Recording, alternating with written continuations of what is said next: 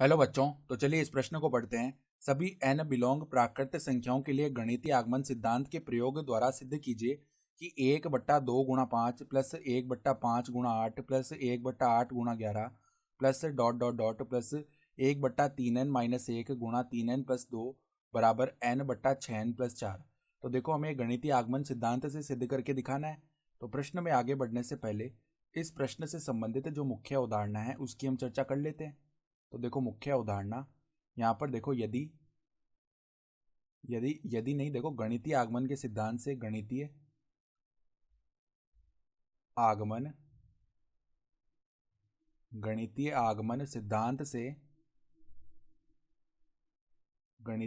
सिद्धांत से यदि यदि n बराबर k पर Pn सत्य हो तो n बराबर k प्लस 1 पर भी Pn सत्य आना चाहिए। ठीक है, यह कहता है गणितीय आगमन का सिद्धांत कि यदि n बराबर k पर Pn सत्य आ रहा है तो n बराबर k प्लस 1 पर भी Pn सत्य आना चाहिए। ठीक है, तो अब देखो, यहाँ पर जो हमारे पास में Pn है, सबसे पहले वो लिख लेते हैं। तो Pn बराबर क्या है, 1/2 × 5 प्लस में 1/5 × 8 प्लस में 1/8 × 11। इस प्रकार पद आगे बढ़ रहे हैं। प्लस में क्या है, 1/3n-1 गुणा में 3n प्लस में 2 बराबर में क्या है, n/6n+4। ये पद है। तो पहले हम क्या करते हैं, देखो, माना n बराबर 1 पर हम Pn की सत्यता की जांच कर लेते हैं। तो देखो, माना n बराबर 1 पर P1 निकालेंगे।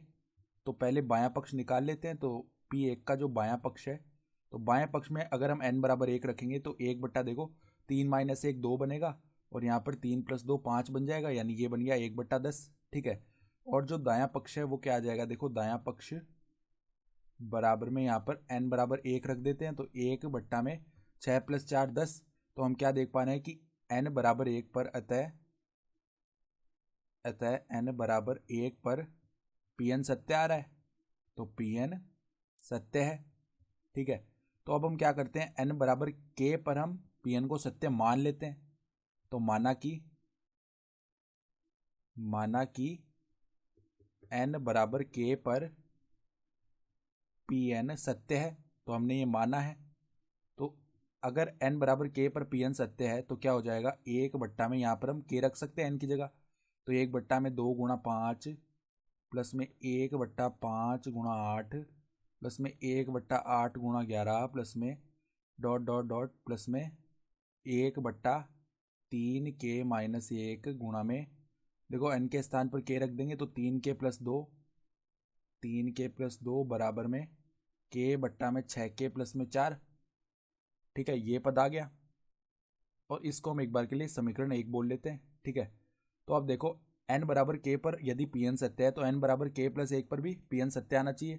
तो पहले हम क्या करते हैं, n बराबर k + 1 पर दायां पक्ष निकाल लेते हैं। अगर वो बाएं पक्ष के बराबर आएगा तो यहाँ से सिद्ध हो जाएगा। ठीक है, तो दायां पक्ष देखो क्या आएगा, k + 1 रख देते हैं हम। तो k + 1 बट्टा में, देखो, 6 गुणा में k + 1 यानी 6k प्लस 6 प्लस में 4, ये बनेगा। ठीक है, तो k + 1 बट्टा में ये क्या बन गया, 6k प्लस में 10। ये पद आ गया। तो अगर बायां पक्ष भी k + 1 बट्टा 6k प्लस 10 आ रहा है तो यहाँ से सिद्ध हो जाएगा। ठीक है, तो n बराबर k + 1 पर जो बायां पक्ष है वो अब निकाल लेते हैं हम। तो बायां पक्ष देखो क्या बनेगा हमारे पास, 1/2 × 5 प्लस में 1/5 × 8 प्लस में 1/8 × 11 प्लस में इसी प्रकार पद चलेंगे।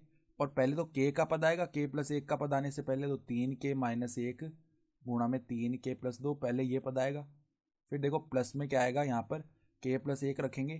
तो देखो, जैसे ही k + 1 रख देंगे हम n के स्थान पर, तो 3k + 3 - 1 यानी कि 3k + 2 बनेगा। तो यहाँ पर 3k + 2 आ गया।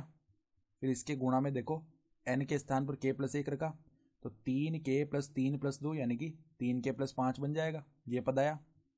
ठीक है, तो अब देखो, इतने इतने पद का मान हम समीकरण 1 से क्या रख सकते हैं, समीकरण 1 से हम इसका मान रख सकते हैं k/6k + 4।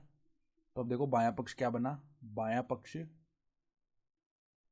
बराबर में के बट्टा 6k प्लस 4 प्लस में कौन सा पद है, प्लस में 1 बट्टा 3k प्लस 2 गुणा 3k प्लस 5, तो 1 बट्टा 3k प्लस 2 गुणा में 3k प्लस में 5। तो अगर हम ध्यान से देखें तो यहाँ पर 6k प्लस 4 लिखा हुआ है। हम क्या कर सकते हैं, अगर यहाँ से हम 2 को उभयनिष्ठ निकाल लेना तो इसको हम क्या लिख सकते हैं, 3k प्लस में 2 लिख सकते हैं। फिर 2 को अंदर गुणा करेंगे तो वापस 6k प्लस में 4 बन रहा है। तो ऐसा करने से क्या हुआ, देखो 1 बट्टा 3k प्लस 2 को हम दोनों पदों में से उभयनिष्ठ निकाल सकते हैं। तो यहाँ पर तो बच गया देखो k बट्टा 2 और यहाँ पर 1 बट्टा 3k प्लस में 5 ये पद बच गया।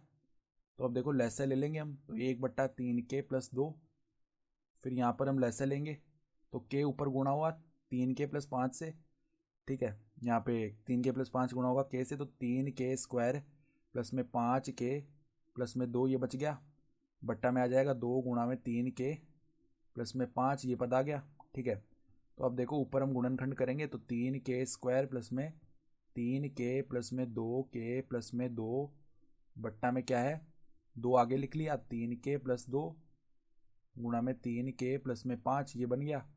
तो अब देखो यहाँ पर 3k पहले उभयनिष्ठ लिया तो k प्लस 1 बनेगा, प्लस में 2 को उभयनिष्ठ लिया तो k प्लस 1 बनेगा, बट्टा में देखो क्या है 2 गुणा 3k प्लस 2 गुणा में 3k प्लस में 5, ठीक है।